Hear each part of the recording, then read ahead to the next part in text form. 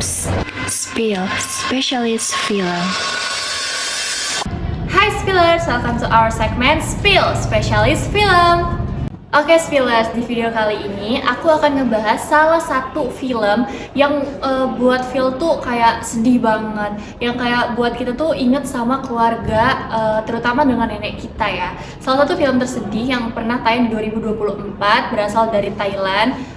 Apalagi kalau bukan How to Make Million Before Grandma Dies. Oke, film ini tuh bukan tentang uang jutaan ataupun bisnis nih teman-teman. Film ini tuh menceritakan tentang satu hal yang sering banget kita lupain nih, yaitu keluarga. Apalagi keluarga yang jauh itu pasti banget, sering banget nih kita lupa nih kalau mereka tuh masih ada loh di dunia ini. Dan di sini tuh kita diajarkan untuk selalu dekat dengan keluarga, untuk selalu merangkul keluarga kita yang jauh gitu. Film How to Make Million Before Grandma Dies ini langsung disutradarai oleh Pat Bonipat yang pernah menyutradarai juga film series Bad Genius 2020 hingga Project S The Series 2017. Film ini mengikuti cerita M yang diperankan oleh Bilkin Putipong dan juga Ama yang diperankan oleh Usa Semkan. Yang awalnya di sini tuh Bilkin itu merupakan anak muda biasa yang awalnya cuek banget soal hidup, tapi semuanya itu berubah nih waktu dia tahu kalau neneknya divonis sakit parah dan gak punya banyak waktu untuk hidup nih. Premis dalam film itu kelihatan banget simpel nih. Kita tuh seakan-akan dibawa masuk nih ke dalam film yang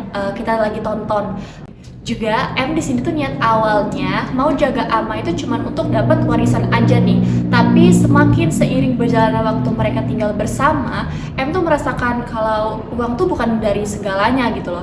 Dia tuh bisa dapat kebahagiaan untuk tinggal sama Ama, seperti kayak M tuh nemenin Ama untuk jual bubur tiap pagi, terus juga nemenin Ama ngobrol, ngajarin Ama gimana caranya teknologi yang sedang ada di dunia ini, kayak filter yang ada di handphone. Jadi M juga di sini tuh merasakan bahwa duit itu nggak harus tentang bagaimana kita mencarinya gitu loh.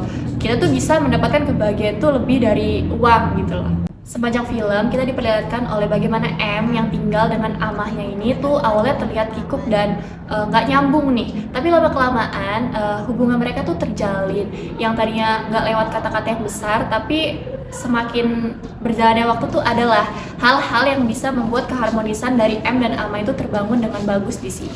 Yang bikin film ini spesial tuh sebenarnya kejujurannya ya, nggak ada yang dilebih-lebihkan. Lokasinya tuh sebenarnya cuman nggak sebanyak itu, cuman ada di rumah nenek, di tempat bubur, dan di rumah sakit, dan di bank. Tapi kayak seakan-akan tuh kita tuh kayak dibawa masuk gitu loh ke dalam. Jadi kayak nggak ada kesan melebih-lebihkannya, lebih banyak kesan yang kayak hangat dan juga nyaman untuk kita nontonnya.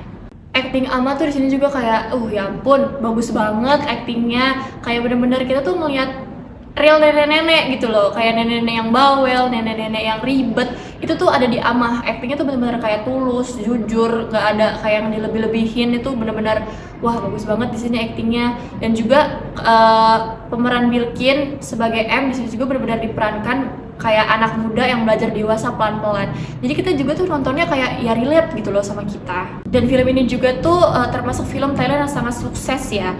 Film How to Make Million Before Grandma Dies ini mendulang box office hingga 34 juta dolar dari seluruh dunia dan menjadi film Thailand dengan pendapatan tertinggi pada tahun 2024 serta ke-11 sepanjang masa dalam sejarah film negara Gajah Putih tersebut. Oke nih, di ending itu juga kita dikasih plot twist yang bener-bener buat kita kayak wah keren banget filmnya. Kayak kita tuh dibuat realize kalau ternyata adegan-adegan yang sebelumnya kita tonton itu ada artinya loh di ending. Kayak misalnya buah delima. Untuk teman-teman yang udah nonton pasti tahu dong arti buah delima di dalam film ini apa. Spoiler aja nih. Jadi dulu pas M kecil, M itu pernah bilang sama Ama kalau buah delimanya udah besar, jangan dikasih ke siapa-siapa ya, itu hanya untuk aku. Terus ada juga nih plot twist yang kedua tentang uang tabungan Ama.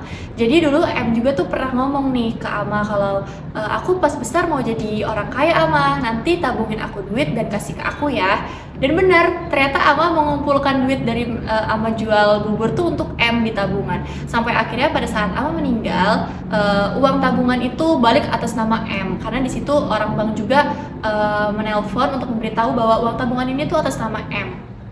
Dan akhirnya di situ M sadar bahwa selama ini tuh Ama tuh sayang sama dia. Ama itu menjadikan dia nomor satu di hatinya. Seperti niat M yang awal ingin mengambil uang Ama, bukan mengambil sebenarnya, kayak mau warisan dari Ama, malah uang tabungan yang disiapkan Ama untuk M tuh M buat untuk mewujudkan impian Ama untuk membuat makam yang sangat bagus dan mewah seperti yang Ama impi-impikan di awal film. Buat kalian yang udah pernah nonton film ini, tulis di kolom komentar mana scene yang buat kalian tuh merasa tersentuh dan kayak membekas banget nih. Kalau aku ya jujur, scene ketuk peti terakhir M untuk Amah, pas nuntun Amah ke makam itu bener-bener membekas banget, dan wah itu air mata langsung turun sih teman-teman. Kayak aku jujur punya nenek dan sudah meninggal juga, jadi kayak kebawalah suasananya, dapet banget vibe sedihnya.